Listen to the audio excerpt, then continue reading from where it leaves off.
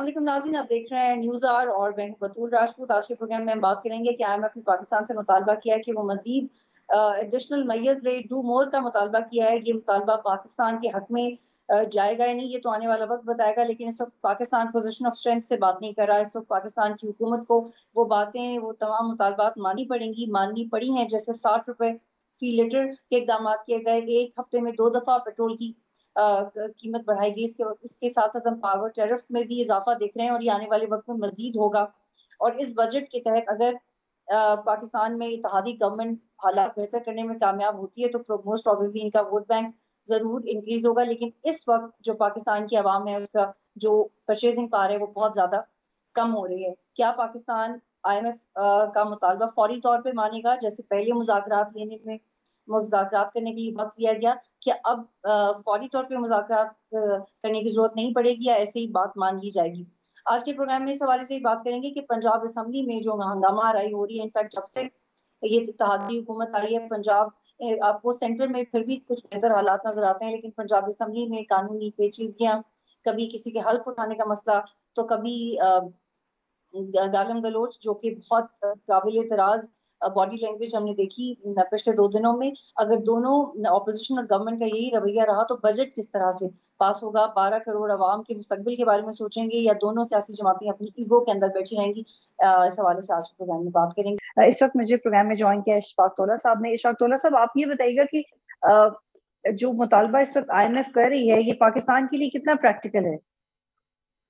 बिस्मिल्लाहिर्रहमानिर्रहीम। Thank you Batool for having me in your show. Actually देखें, IMF जो मुतालबा कर रही है वही कर रही है जो हम एग्री करके आए, वो कोई ओवर एंड अबव नहीं कर रही है। जो हमने नवंबर में हुकूमत पाकिस्तान में जो भी फंक्शनरी गए थे और उन्होंने जो एग्रीमेंट किया है जिसपे हमको अमल दरामद करनी थी, अमल दरामद हम नहीं कर पा रहे।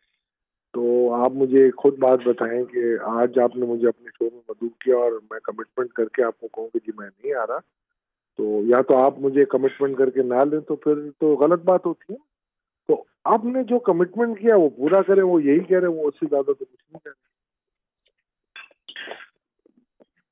ठीक है इशफाक तौला साहब, ये 60 रुपीज पर लीटर पहले ही पेट्रोल बढ़ा दिया गया है, ये प्राइस बढ़ा दी गई है। अब ये बिजली की टैरिफ के हवाले से भी ज्यादा प्राइसेस सामने आएंगी। इसके अलावा हम ऐसा क्या इकदाम कर सकते हैं कि IMF भी खुश हो और आवाम को भी सेटल डाउन कर सकें? Don't you think it's getting quite complicated now? देखिए, 3 चीजें आप ब्रॉड ब्रश एग्री करके आए थे। एक, आपने कहा था कोई सब्सिडी नहीं होगी।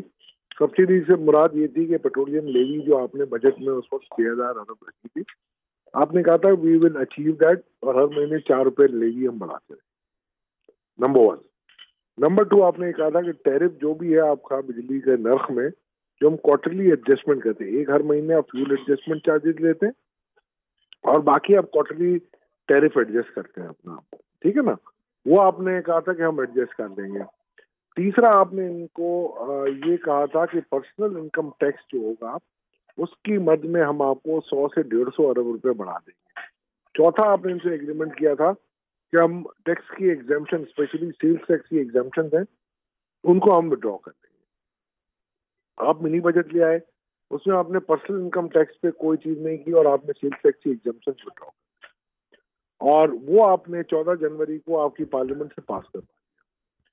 आप उस वक्त तक चलते रहे और आपने पेट्रोलियम लेवी नहीं लगाई। फरवरी में आके आपने 12 रुपए पर लीटर पेट्रोल बढ़ा दिया। उनकी डिमांड यही थी कि आप बराबर लें, पूरे सेल्स टैक्स लें, पूरी लेवी लें और आप उसको लेवल पे लेके आए। आपने ना टैरिफ एडजस्ट किया दिसंबर का, ना आपने पुराने टैरिफ एडजस्ट किए, ना आपने पर्सनल इनकम टैक्स लगाया। तो वो उस बात पे नाराज थे आपसे। जब वो उस बात पे बिल्कुल आपका इनका थ्रेशोल्ड जो एक रीच कर गया, तो आपने एक और काम किया, आपने एक सब्सिडी दे दी जी के 12 रुपए 10 रुपए पेट्रोल में पर लीटर हम कम कर रहे हैं। फिर आपने कहा कि जी 5 रुपए पर यूनिट हमने इलेक्ट्रिसिटी खत्म कर दी, और फिर आपने एक काम किया, हमने कहा ये पेट्रोल की प्राइस भी जून तक फ्रीज कर दी। तो वो जाहिर बात है आपने तो ब्लेटेंट वायलेशन, फ्लेग्रेंट वायलेशन जिसको मैं कहूँगा उनकी एग्रीमेंट की। तो obviously don't expect them to be naive और may be good to you, और वो ऑब्वियसली उन्होंने आपको कर्ज दिया है। और उनके कर्ज के बेसिस पे डिफरेंट एजेंसीज आपको आपकी क्रेडिट देती। तो ये तो वो मिसाल है कि जी कुआं प्यासे के पास जा रहा है, तो वो तो आप ये समझ रहे हैं कि वो उस कुएं को आप कह रहे हैं कि नहीं हमारे पास आ जाओ, तो हमें जाना है ना, हम प्यासे हैं।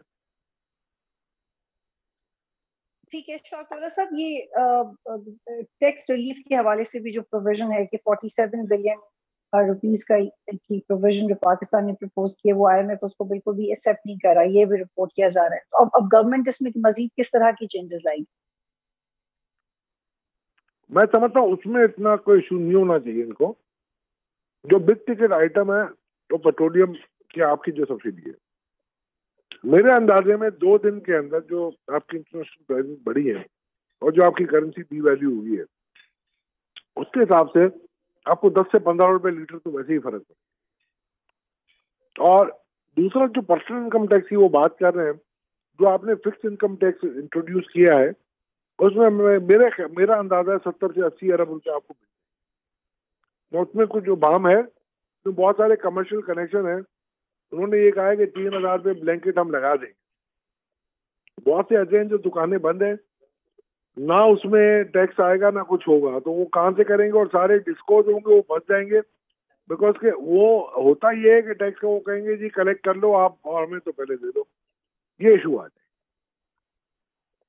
ठीक है, और इशफाक तौला साहब, पेट्रोलियम लेवी के हवाले से क्या पॉलिसी होनी चाहिए? देखिए, पेट्रोलियम लेवी तो आपको बिल्कुल लेनी चाहिए, और यही तो आप देखें आपने क्यों आपने कमिटमेंट किया है। और अभी भी आपने जब 750 अरब रखे हैं अपने बजट के अंदर कि हम पेट्रोलियम लेवी लेंगे, तो जाहिर बात है आपको लेनी पड़ेगी। और अगर नहीं रखते तो आप पहले से एग्री करें। देखो वो भी यही कहते हैं ना कि आप अपना फिजिकल डेफिसिट कैसे कंट्रोल करेंगे, आप हमें बताएं। अब हम जब बजट बनाते हैं तो हम इधर उधर के कर लेते हैं फिगर, जो पैच वर्क कर लेते हैं। अब वो पैच वर्क नहीं चलेंगे, आपको उनको जवाब देना पड़ेगा। अच्छा इशफाक तौला साहब, आप कब तक समझते हैं कि IMF और पाकिस्तान के मामलात मुकम्मल तौर पे तय हो जाएंगे और एक बाकायदा रिलीज हो जाएगा पैकेज पाकिस्तान के लिए? क्योंकि ये तो it's taking far more time then expected. आपने एक चीज बिल्कुल सारी सवाल अच्छा किया, मगर इसमें अगर का लफ्ज नहीं लगाया कि अगर तय हो जाएंगे तो, ठीक है ना। तो अगर तय हो गए तो इंशाल्लाह कल भी हो जाएंगे, अगर तय नहीं हुए तो नहीं होंगे। मगर मेन ये है कि अगर उनकी शरायत अगर आप मानते हैं तो हो जाएंगे, अगर आप नहीं मानते तो नहीं होंगे। अगर हो जाएंगे और अगर वो स्टाफ लेवल एग्रीमेंट आपका हो जाता है तो उसका मतलब बोर्ड इनका वैसे ही अप्रूव कर देगा आपको। लेकिन अगर आप पोजीशन ऑफ स्ट्रेंथ से बात कर ही नहीं सकते तो फिर वक्त क्यों ले रहे हैं? अगर आपको ये वक्त क्लियर है इसलिए कि ले आप रहे हैं उन्हीं के कि आप बाइंड कर रहे हैं, आप उनको समझा रहे हैं कि ये करो या ये ना करूं मैं, और आप एंड में जाके आपको मुझे मेरे हिसाब से आपको उनकी बातें माननी। नाज़रीन, इस वक्त हमें इशफाक तौला साहब ज्वाइन कर रहे थे और उनसे हम इस बारे में बात कर रहे थे कि IMF का ये जो मुतालबा है कि पाकिस्तान को ज्यादा इकदाम करने की जरूरत है, डू मोर का मुतालबा, ये कितना प्रैक्टिकल है, इस हवाले से बात कर रहे थे। एक ब्रेक लेते हैं, फिर वापस आते हैं।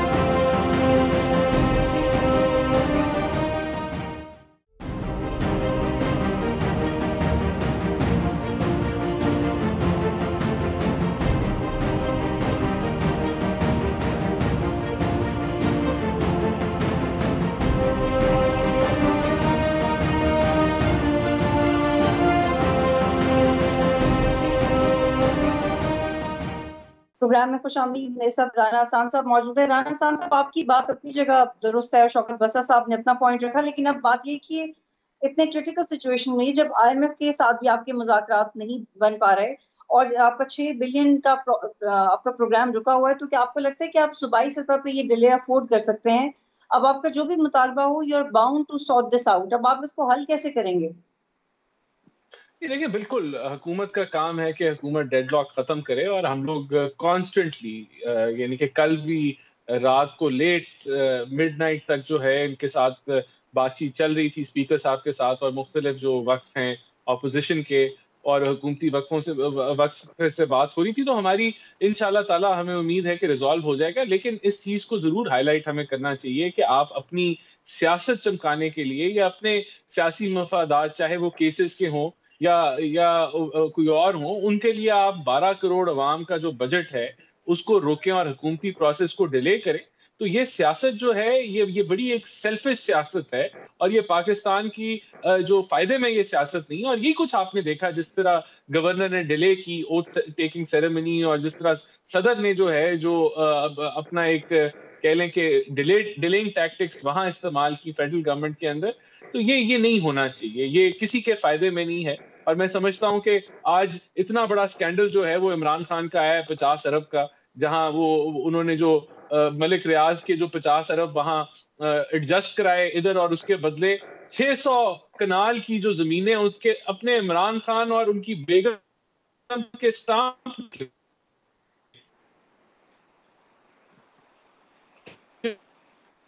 नाम पे डायरेक्ट पास होने देंगे। ये तो मुमकिन नहीं है कि ये ब्लैकमेलिंग पे उतर आए और सीधी सीधी ब्लैकमेलिंग पे उतर आए। इस तरह की गंदी सियासत को हमें रद्द करना चाहिए। बहरहाल हमारी कोशिश होगी कि ये इनके साथ बैठ के जो आईनी तौर पे मुमकिन इनकी जो ख्वाहिशात हैं वो हम पूरी कर लें, ताकि अवाम का जो 12 करोड़ अवाम का जो हक है हम उसको दिलवा दें और जो हुकूमत है वो आगे बढ़ सके। लेकिन ये बदकिस्मती है इस मुल्क की कि इतनी तंग नजरी की सियासत, इतनी छोटी सोच वाली सियासत जो है वो अपोजिशन कर रही है। लेकिन राना हसन साहब, एक तरफ आप लोग चाहे वो अदम एतमाद हो या लॉन्ग मार्च का दिनों, आप लोग बार बार मुज़ाकरात की दावत देते हैं, लेकिन एक तरफ उस तरह की बॉडी लैंग्वेज भी शो की जाती है। जैसे तारर साहब की वीडियो सामने आई है, तो ऐसे कैसे मामला चलेंगे? इतने ज्यादा अगर आप ग्रजेस रखेंगे, और आपकी तरफ से भी तो बड़ी अनएक्सपेक्टेड रवैये सामने है।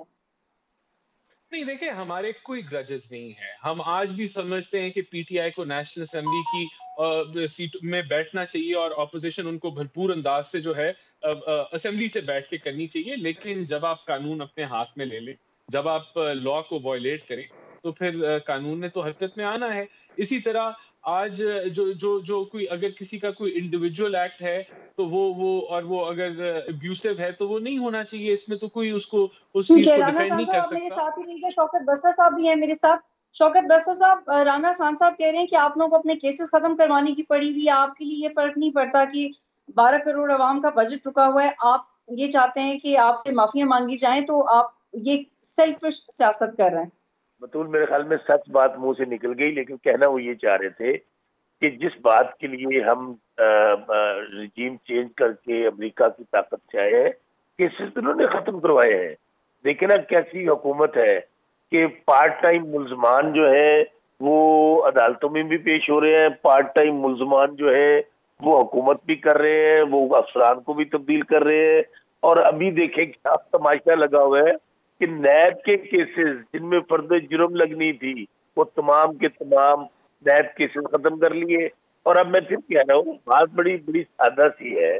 मुकदमा वैसे सबसे तो बड़ी दहशतगर्द डॉक्टर यास्मीन राशिद है, बतूल वो भी एक खातून है, आप भी हमारी बहन है। आप अंदाजा करें कितनी बड़ी दहशतगर्द को पकड़ा है इन्होंने। कोई शर्म होती है, कोई हया होती है? आप लोगों ने बेड़ा गर्क कर दिया पाकिस्तान का, गरीब गरीब तर कर दिया है। इस वक्त आपको बार बार बात करने की दावत देते हैं, आप लोग आते क्यों नहीं टेबल पे, बात क्यों नहीं करते? किनसे बात करें, किनसे बात करें? उनसे बात करें जिन लोगों ने दहशतगर्दी की है, उन लोगों से बात करें जिन्होंने अमेरिका, इसराइल और इंडिया से मिलकर हुकूमत बनाई है। उनसे बात करें जिनकी 60% जो लोग हैं वो जमानतों पे है। उनसे बात करें जिन लोगों ने पाकिस्तान के खिलाफ साजिश की है। पाकिस्तान का चलता पाकिस्तान जिसकी 6% जीडीपी थी, उसका बेड़ा गर्क कर दिया। स्टॉक एक्सचेंज बेहतर जा रही थी, एक्सपोर्ट बेहतर जा रही थी। अब क्या है? आईएमएफ के गुलामों से बात करें। आईएमएफ से वो जो कह रहे हैं कि आप यहाँ पर ये करें कि पेट्रोल और डीजल जो है वो 250 कर दे।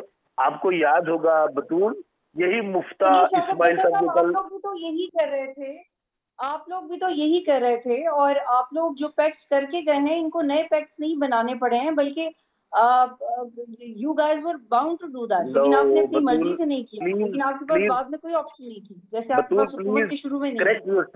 Correct yourself. अगर हमने आईएमएफ से माहदे किए होते हम पेट्रोल डीजल को नीचे नहीं करते, हम इनकी तरह 60 रुपए बढ़ा देते।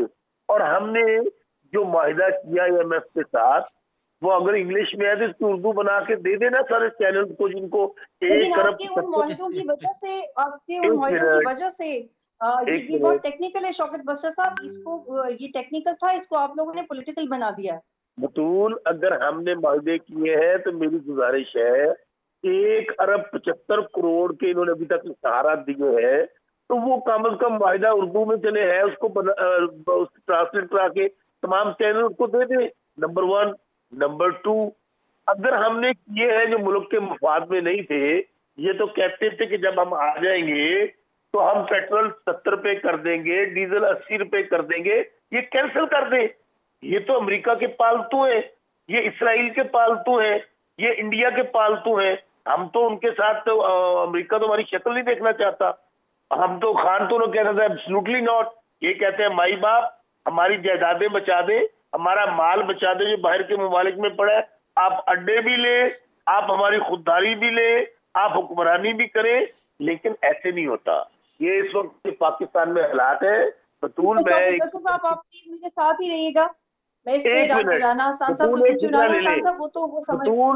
बतूल एक फिक्रा ले ले। आप यकीन माने, मैं इस वक्त आपने हल्का हारूनाबाद में जो साउथ पंजाब का आखिरी जिला है, हालात जिस तरफ बढ़ रहे हैं ना, हमने ये लोगों ने जिस तरह इसको बनाना रिपब्लिक बनाया और गरीबों पे ये खुद को शमले कर रहे हैं, वो वक्त दूर नहीं है। मैं आपको अमली तौर पे कह रहा हूँ, मेरे शहर के अंदर एक दिन में 5 डकैतियां हुई हैं दिन दिहाड़े। आपका ख्याल है वो कौन कर रहे हैं? वो कर रहे हैं जिनके बच्चों को रात 2 वक्त की रोटी नहीं मिल रही है। और ये जंग जो है, जब ये जो इस वक्त बैठे हुए ना अमेरिका के पालतू, ना किसी का घर बचेगा, ना किसी की बादशाहत बचेगी, यहाँ पर ऐसा खूनी इनकलाब आएगा। आप ये जो इतनी खौफनाक प्रेडिक्शंस कर रहे हैं, इसके लिए आप लोग खुद क्या कर रहे हैं? हाँ, हम ये कर रहे हैं, हमने ये खुद क्या कर रहे हैं, ये इस मुल्क को शामिल करने के Shaukat, I thought he is not with me, वो मेरे साथ ही है। शौकत बसर साहब यहाँ पे रुकिएगा। जी राना हसन साहब, इससे पहले शौकत बसर साहब ये कह रहे थे कि उन्होंने जो फैसले किए वो सब तमाम के लिए मैंने सुना, और वो स्टैंड बाय जी इस मुल्क को इस खाई में डाल के ये तमाशा लगा रहे हैं। ये 2 माह की हुकूमत जो है, जिसके ये गुनाह गिनवा रहे हैं, वो दर हकीकत इनके गुनाह हैं जो 4 साल ये करते रहे, इस मुल्क को माईशती तबाही में दे दिया। अब ये इतने मासूम हैं शौकत बसरा साहब, ये कहते हैं कि हमने IMF की जो डील थी उसको रद्द कर दिया और हमने पेट्रोल की प्राइसेस कम कर दी, और हमने जो है वो उसके, तो यही तो आज पाकिस्तान का क्राइसिस है कि इन्होंने ये क्राइम किया कि IMF के प्रोग्राम को डिले कर करके डिले, उसको फिर बिल्कुल यू टर्न ले लिया अपने मायदों से, जिसकी वजह से आज इस मुल्क में डॉलर नहीं है। और वो जो वादे और वो जो इनकी कमिटमेंट्स हैं वो हमें पूरी करनी पड़ रही हैं, क्योंकि उसके अलावा आपके पास कोई रास्ता नहीं है। ये तो इतराफे जुर्म कर रहे हैं आपके टीवी के ऊपर, और इनको समझ ही नहीं है कि इकोनॉमी कैसे चलती है। यानी कि इन्होंने बैलेंस ऑफ डकैतियां हो रही है, वो इसलिए हो रही है क्योंकि आपने लोगों के लिए खाने के लिए कुछ नहीं छोड़ा, और ये नौबत आप लोगों की। मैं बताता हूँ वो किस लिए हो रही है। वो इसलिए हो रही है कि इनका वजीर खजाना कहता है कि 76% पाकिस्तान के तारीख के कर्जे इन्होंने 3.5 साल में लिए। वो इसलिए हो रही है क्योंकि इन्होंने मकरूज कर दिया पाकिस्तान को। जब आप मकरूज करते हैं तो तब आप गुलामी की तरफ जाते हैं। जी 76% ही मैंने कहा है। इसी तरह इन्होंने जो सर्कुलर डेट है वो 1100 अरब से 2500 अरब में ले गए, वहां भी मुल्क को मकरूज कर दिया। जहां कभी नुकसान नहीं होता था, जो सुई गैस के डिपार्टमेंट थे, वहां 1500 अरब का खसारा इन्होंने दे दिया। जो यहाँ फिस्कल डेफिसिट है वहां इन्होंने 5100 अरब का खसारा दे दिया। इसके अलावा ये कहते हैं हमने एक्सपोर्ट बढ़ाई, तो आपने 28% एक्सपोर्ट बढ़ाई, आपने 50% इंपोर्ट बढ़ाई। यानी कि पाकिस्तान की तारीख का सबसे बड़ा ट्रेड डेफिसिट आप छोड़ के जा रहे हैं। फिर आप ये ड्रामे कर रहे हैं, आपको तो शर्म आनी चाहिए जिस तरह की आप बातें कर रहे हैं अपने गुनाह गिनवा के। अब हम तो इसको दुरुस्त कर रहे हैं, हम इस मीशत को दिवालियेपन से बचा रहे हैं जिधर आप धक्का दे रहे थे। नाज़रीन यहाँ पे ब्रेक लेते हैं, फिर वापस आते हैं।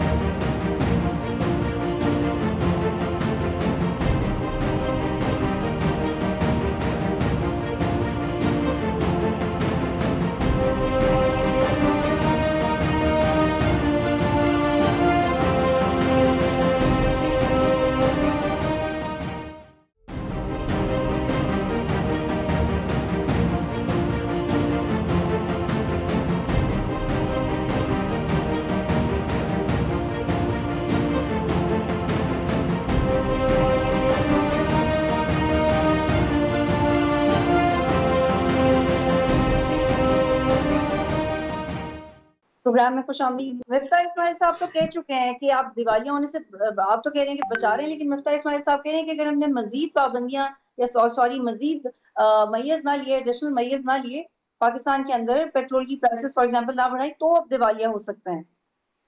देखिए वो तो हमने बजट दे दिया ना, अब ये जो बजट है ये पूरे साल का बजट है, इसको हम पूरा करेंगे तो इंशाल्लाह ताला हम लोग फिस्कल डेफिसिट भी कंट्रोल करने जा रहे हैं, हम लोग करंट अकाउंट डेफिसिट को भी 2% पे लेके आ रहे हैं। हम लोग इसके अंदर है कि पेट्रोल की प्राइसेस आप सब्सिडीज नहीं दे सकते, आप नहीं अफोर्ड कर सकते।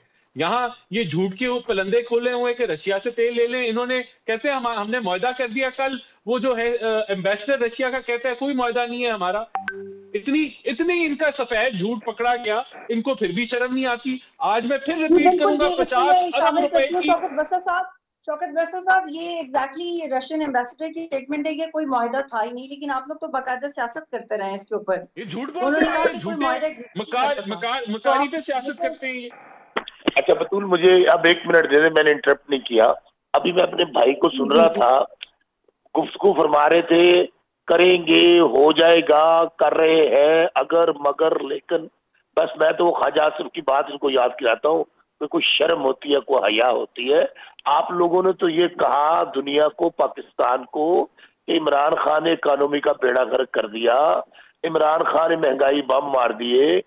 इनके आप इनके पहले निकाले ना। 1 मिनट यार प्लीज एहसान भाई, जो आपका मुआहदा नहीं हुआ उस पे मैं उसी पे आ रहा हूँ, उस पे आ रहा हूँ बतूल, मैं उसी पे आ रहा हूँ बतूल, उसी पे आ रहा हूँ। आपने वो जो हुक्मनामा अमेरिका से आया था, उसमें सबसे बड़ा जुर्म ये गिनवाया गया कि ये जो खान साहब गए थे रशिया, इस जुर्म की पादाश में इनको अलग कर दिया जाए। और आप कह रही है कि हमने उनसे मुआहदा नहीं किया। एक मिनट आप इसको भी चेंज कर दिया। राना साहब प्लीज आप अपनी बारी पे बात कर लीजिएगा, मैं नहीं बोलूंगा। अच्छा आप कहते हैं कि हमने क्या किया। अच्छा सुनिए ना, सुनिए मैं 1 मिनट लूंगा और सारा सम अप कर देता हूँ। इनके वजीर खजाना जो आजकल बहन माँ की गालियां दे रहे हैं लाइव, मुफ्ता इस्माइल साहब, उन्होंने फरमाया कि अगर हम रशिया से सस्ता पेट्रोल डीजल लेंगे, गंदम लेंगे, हम पे तो पाबंदियां लग जाएगी। अब हमारी बात बता देते हैं। देखिए हमने उनसे क्रॉसपॉन्डिंग की, प्यूटन का अपना इंटरव्यू मौजूद है, प्यूटन का, कि जी मेरे साथ खान साहब ने पेट्रोल और डीजल की बात की। आगे चले श्रीलंका, इंडिया। 1 मिनट यार सब्र तो कर लेना यार, आप अपने तरफ इसमें बहुत फर्क है। 1 मिनट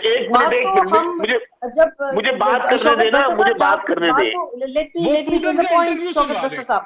मुझे बतूल बात करते तो वो ये भी कहते कि मकबूजा कश्मीर के लिए इकदाम लेंगे, कश्मीर के मसले को, इसका मतलब नहीं कि वो हल हो जाएगा। ये कुछ सुपरफिशियल बातें होती हैं जिनसे आप इतना बड़ी खबर नहीं कर सकते कि मुआहदा ही हो गया था, क्या होने वाला था। इट्स टोटली अनफेयर कि मुझे मेरा आर्गुमेंट ही कंप्लीट नहीं करने दे रहे आप दोनों।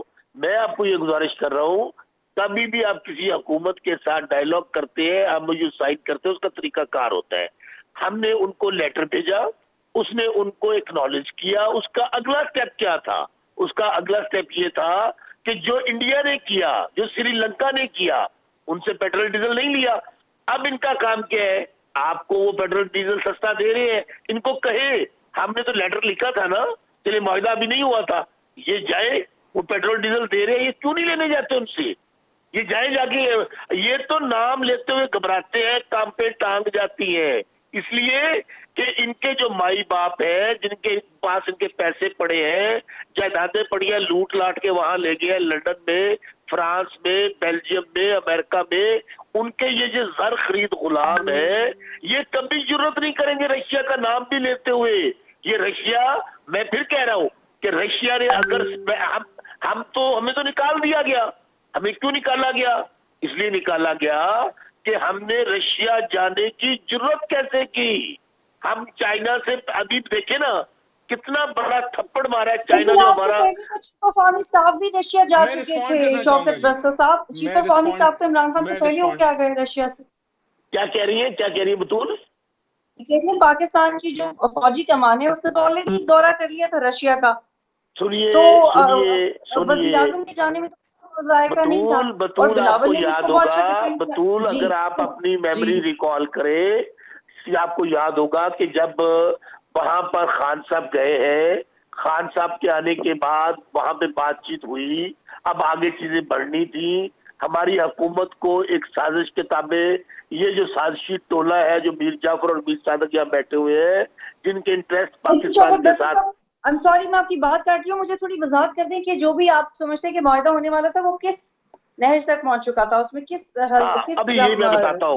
अभी बिल्कुल इनिशियल स्टेज पे था जब हमारा उनसे डायलॉग हुआ। हमाद अजहर साहब का, मैं अगर आप कहें तो दुराने प्रोग्राम में आपको मैं लेटर व्हाट्सएप कर देता हूँ, मैं बताता हूँ मुआहदा किस स्टेज पे था। जब उनसे बातचीत हुई, बातचीत के बाद उन्होंने कहा जी इन राइटिंग, फिर हमने उनको भेजा कि हम ये आप चीजें, 3 चीजें मांगी, तेल, डीजल और वीट।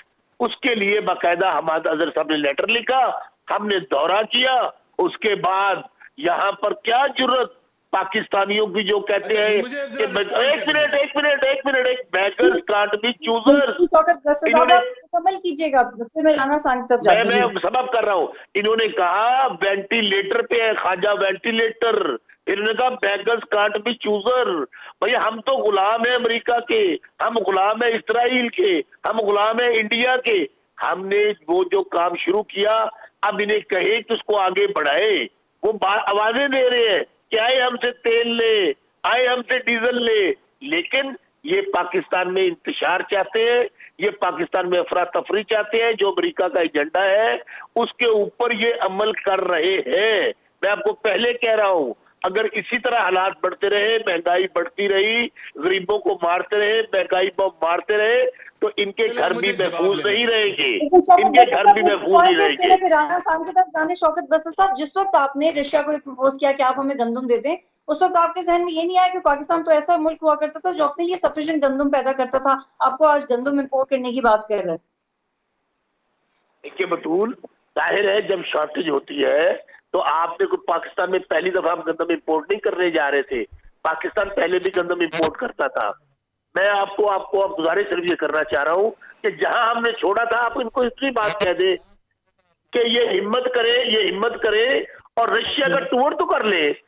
प्राइम मिनिस्टर चले जाए रशिया, वो बुला रहे हैं इनको, आए हमसे तेल ले ले, आए हमसे डीजल ले ले, ये क्यों नहीं जाते रशिया? ठीक है शौकत बसर साहब, आई गॉट योर पॉइंट। मुझे राना हसन साहब को भी शामिल करना है। जी हसन साहब प्लीज। देखिए, कोई इन्होंने बात जो है सीधी नहीं की, सिर्फ आए प्रोपोगेंडा के और झूठ के अलावा इन्होंने कुछ नहीं बोला। नंबर 1, इन्होंने कहा पुतिन का इंटरव्यू है जिसमें वो कह रहा है हमारा तेल का मुआहदा हो गया था, वो इंटरव्यू दिखा दे, ये भी झूठ बोल रहे हैं। फिर ये कह रहे हैं कि वो जो मुरासला था, जो लेटर था, उसके अंदर रशिया क्यों गए पूछा गया, ये तो बात ही नहीं की। आपका तो वजीर आजम कहता था, कोई और कहानी सुनाता था कि ये अगर अदम एतमाद होगी तो ये हो जाएगा, नहीं होगी तो ये हो जाएगा। अब आपने वो झूठ भी, वो कहानी भी तब्दील कर दी और उसमें रशिया डाल दिया। अपने झूठ तो याद रखा करें ताकि आप आगे जब बात करें तो वो स्टोरी तब्दील ना हो। इतना झूठ मत बोला करें कि आप खुद भूल जाएं। दूसरा, देखें, कहीं ये कहते थे कि खुद हमारा रशिया से मुआहदा हो गया, अब रशियन एम्बेसडर ने भी कह दिया कोई मुआहदा नहीं है। दूसरा, हमने तो फॉरेन ऑफिस को भी इंगेज किया, उनके फॉरेन ऑफिस को भी इंगेज किया। हम कोशिश कर रहे हैं कि रशिया हमें तेल दे, लेकिन कोई ऑफर नहीं है रशिया के तेल देने की। तीसरा सबसे बड़ा जो झूठ है, रशिया का जो क्रूड ऑयल है और जो आपकी रिफाइनरी में चलता है उसका ग्रेड ही मुख्तलिफ है। आपको अपनी रिफाइनरीज में एडजस्टमेंट करनी पड़ेगी अगर आपने रशियन क्रूड ऑयल निकालना है। ये एक टेक्निकल इशू है, लेकिन शायद इनको ये भी ना समझ आए कि वो क्रूड जो रशिया बनाता है वो आपके यहाँ चल ही नहीं सकता जब तक आप यहाँ मशीनरी में ऑल्टरेशन नहीं करेंगे। इन झूठ की कोई सर पैर नहीं है। राना हसन साहब बहुत शुक्रिया। शौकत बसर साहब बहुत शुक्रिया हमें ज्वाइन करे थे। नाज़रीन को प्रोग्राम देखने का शुक्रिया। सलाम।